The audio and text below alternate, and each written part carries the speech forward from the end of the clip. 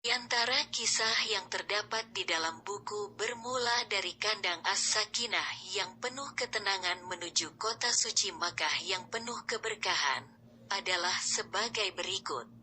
Menafsirkan mimpi memotong rambut. Setelah puasa Ramadhan biasanya ada pengajian halal bihalal di sekolah tempat si Udin mengajar dan bulan Syawal sudah masuk bulan haji.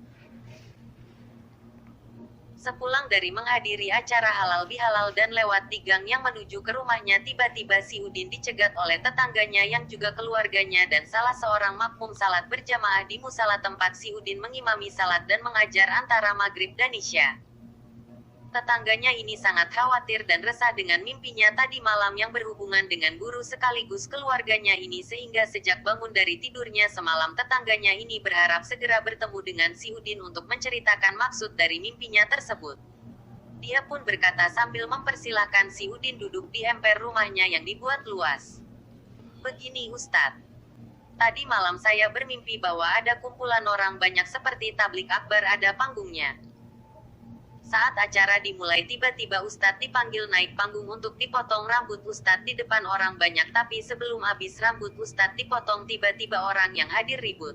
Saya terkejut, akhirnya terbangun dari tidur dan sangat khawatir dengan Ustadz sampai sekarang.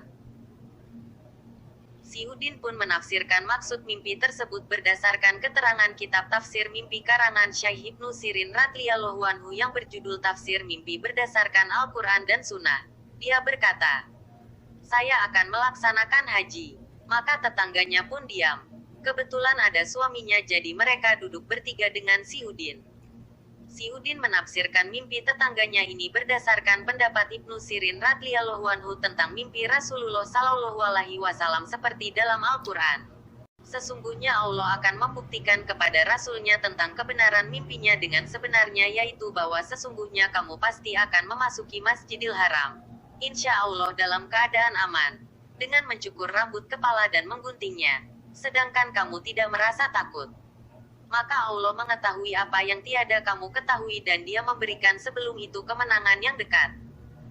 Al-Fat, ayat 27.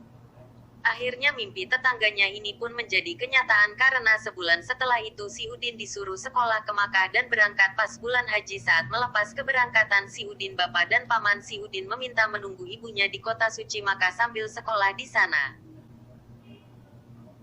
Maka 5 tahun setelah si Udin sekolah di Makkah, ibu, paman dan bibinya pun berangkat menunaikan ibadah haji dan bertemu di Makkah, dan juga si Udin ikut ke Madinah membawa keluarganya berziarah di sekitar tempat bersejarah yang ada di samping Masjid Nabawi di Madinah.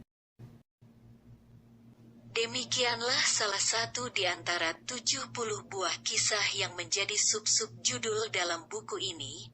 Semoga kisah-kisah dalam buku ini menjadi sumber inspirasi dan juga bermanfaat untuk para pembaca.